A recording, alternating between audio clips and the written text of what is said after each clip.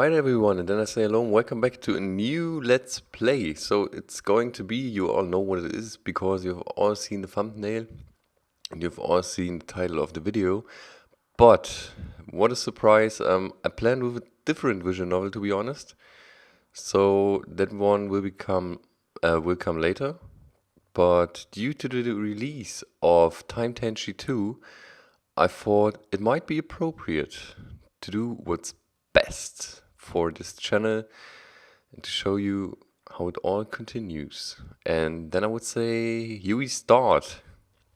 And I just have to click on my time button in order to see how long this episode is going to be, because you all know this is not going to be the longest episodes you will ever see on YouTube, but it's going to be the hottest, the naughtiest, the nudist, the boobiest episodes that will ever be released. And then let's start. My name is Kenji Johnson. And not long ago, I thought my life was crazy. Absolutely overflowing with insanity. It all started about 3 weeks ago when my parents had been killed in the fire that had destroyed my home and everything in it. So, this is pretty good because I think the time frame is right. It was 3 weeks ago when we started or ended TENSHI 1. Leaving me alone and with no one to turn to. No one, that is, except for my maternal grandfather, Tensai Shiro. My mom had always described him as being a serious workaholic and hadn't seen him for a long while. But when I was alone and needed someone to help me get back on my feet, he was quick to come and bring me to the lab that functioned as his home and base of operations. A lab that he privately funded, a lab that he kept as secret as possible, refusing any outside involvement from the government or any corporations. A lab where he and a few others had built what was quite possibly the most spectacular device in the whole of human history. So I hope the sound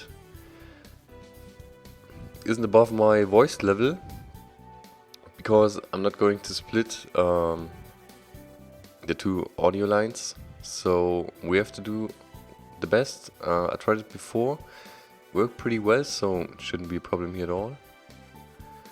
The time window. A gateway that reached into the past allowing anyone to travel back in time. There was no denying that he had accomplished one of humanity's wildest dreams. In the week since I had arrived at Tensai's lab, a lot had happened. Much of which I couldn't really explain, because I don't think it even happened anymore. But I do remember that I made some good friends there. Rose, an English girl in the world, and a sword-wielding knight in times not our own. Kyu, a bubbly girl whose attitude made her seem like she was far younger than she actually was. And then there was Michelle, possibly an even greater expert on the time window than my grandfather. And a woman who put me in a position where I had to make a choice. At first, everything seemed calm and normal, or so I thought. But I was wrong. A power surge caused the time window to burst open in a wave of light that wrapped around Michelle and swallowed her up. The last thing we remembered was a piercing scream and a shockwave erupting from the time window, knocking everybody in the chamber unconscious. After we came to, Michelle was gone. All of us mourned the loss of a friend. But as we consoled each other, the time window suddenly activated again, filling the room with light.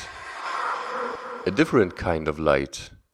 When we turned to face it, it dawned on me that we hadn't even begun to realize the scope of the chaotic realm of time travel. Woohoo! Her boobs did grow!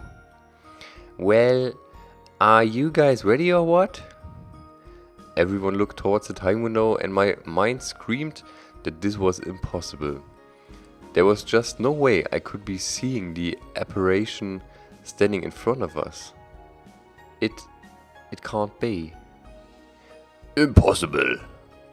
Wow, it's a ghost. A ghost? Oh, haha, very funny, Kyo. What's with you anyway? You need to get moving. Michelle? Michelle, is that really... The woman who could only be Michelle laughed at this before her chuckling faded a little as she frowned uncertainly and looked around at us. Hey, good one. You're not joking, are you? The silence was deafening. What's going on here? Why are you all looking at me like that? And why did Q... Only my grandfather could respond to the apparition standing in the time window. Michelle, what is the last thing you remember? Is this some kind of joke, Gramps? Because I'm not... Then Michelle happened to glance down at herself. Oh no! How? Michelle, please, stay focused. That's better. Now, tell us what you can. What is the last thing you can remember? Well, Kenji, he just gotten back to the lab after we had Bunny and Mizuki patched in, and I was about to fire up the time window for the next experiment, and then I feel like something happened and... Rose, Kyu, Kenji, somebody tell me what happened. Why do I look like... As Michelle frantically held out her arms to us, I thought about what to say. What was I supposed to say? But I didn't get a chance to speak. Just then the time window room exploded in a cacophony of voices.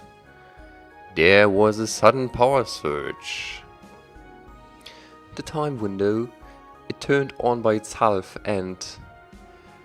We saw you explode, Michelle. We thought you were... I couldn't even get a word in as everyone's voices tumbled on top of each other. And then, that's it. We thought... Michelle, what's happened to you? I don't know. Hang on, Rose. Look, Whoops. As Michelle tried to step off the time window platform, a wall of energized blue sparked into existence as lightning crackled around where her knee had struck it. What in the... Michelle cautiously reached out to the space outside the time window. I'm stuck. I can't get out. I see. Rose, Q, we need to get to work, finding out what precisely has happened here and what we can do about it. Kenji? Yeah? Could you go to the cafeteria and wait there, at least until I send for you? This is probably going to take a while and, well, I'm afraid that whatever has happened, you're not well equipped to help us figure out exactly what has gone on. I was tempted to protest at this, but I realized that TENSHI was right. There was literally nothing I could do to help Michelle. All I'd probably end up doing would be getting in everyone's way. Michelle? Just hang in there, okay? We'll figure this out. You bet we will! It wasn't long before Rose stepped forward too. That's right, we've already done the impossible just by building the time window in the first place. I'm sure there's something we can do. Thank you. I really appreciate it, really. Thank you, Kenji. Now please go. We need to get to work, and I suspect that we have a long day ahead of us. Once I got to the cafeteria, I didn't know what to do. I wasn't in the mood to eat. I didn't have anything to read, and I don't think I could have even begun to distract myself with a movie or video game. So in the end, all I could do was sit at one of the tables, watch as Michelle was pulled into the time window over and over in my mind and wonder, what just happened? How did it happen? While I knew my personal experiences that the time window wasn't the safest of inventions, this incident, it didn't seem to fit with them. Could it have just been a malfunction? There was a power surge, or maybe could Bunny and Mizuki have had something to do with it? I thought of the other two time travelers that had my friends faced. They were two girls from the future, possibly centuries beyond our time.